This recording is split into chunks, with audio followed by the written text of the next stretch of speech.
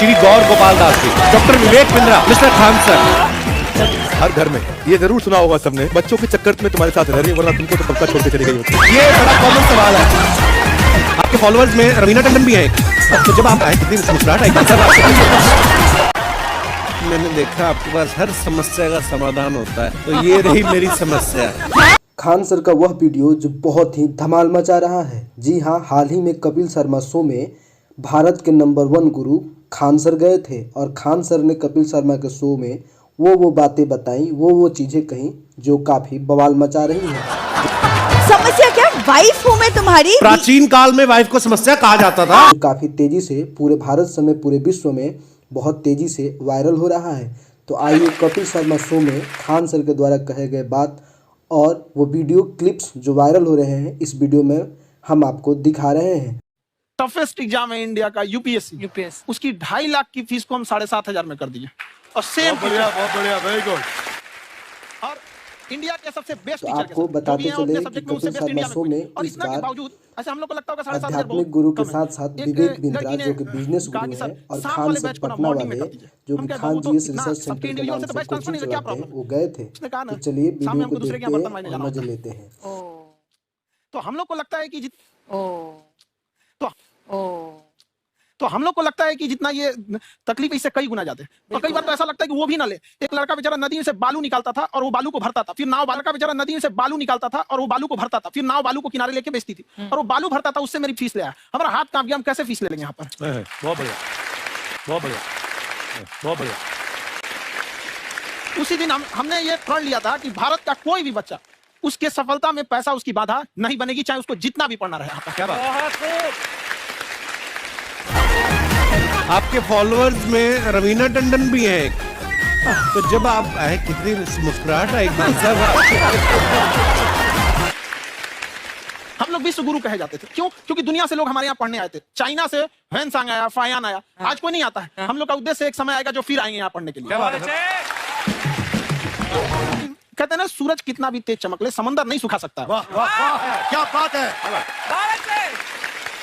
Ma'am actually ये तो जब फीस कम रहेगी तो हर वो लड़का तैयारी करने के लिए आगे आएगा जिसका सपना है देश के लिए कुछ करने का। सीटें लिमिटेड हैं, उन्हें को मिलेगी, लेकिन जिन्हें नहीं मिलेगी उसे मिलेगा देश का एक जिम्मेदार नागरिक। तो इस देश को पहला मोटिवेशनल सेमिनार जो पृथ्वी के इतिहास में कपिल जी हुआ, वो कृष्ण ने दिया था।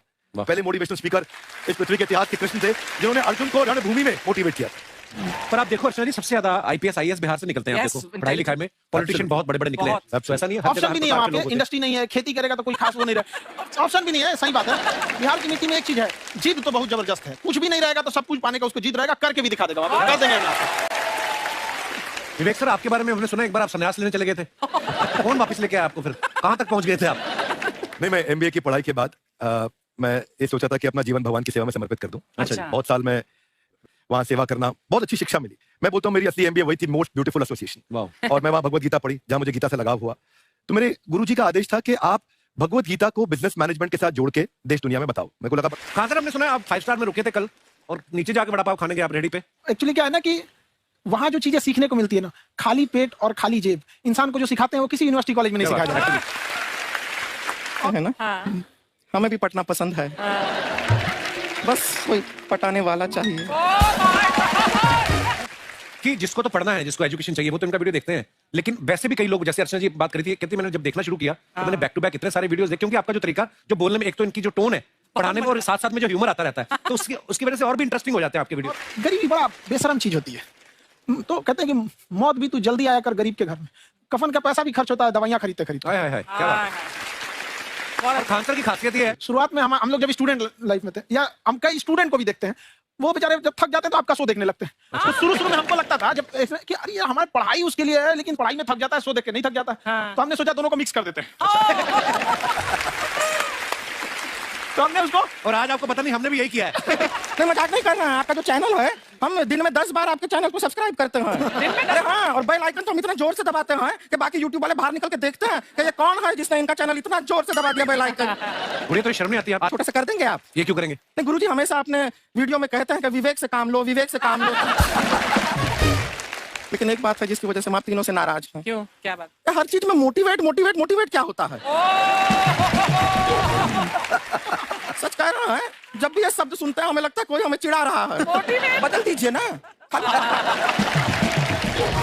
लेकिन मोटिवेशन कोई बुरा बात नहीं है। हमारे दादाजी भी वैसे बहुत मोटिवेट करते थे। हाँ, एक बार तो तालाब में डूब रहे थे हमारे दादाजी।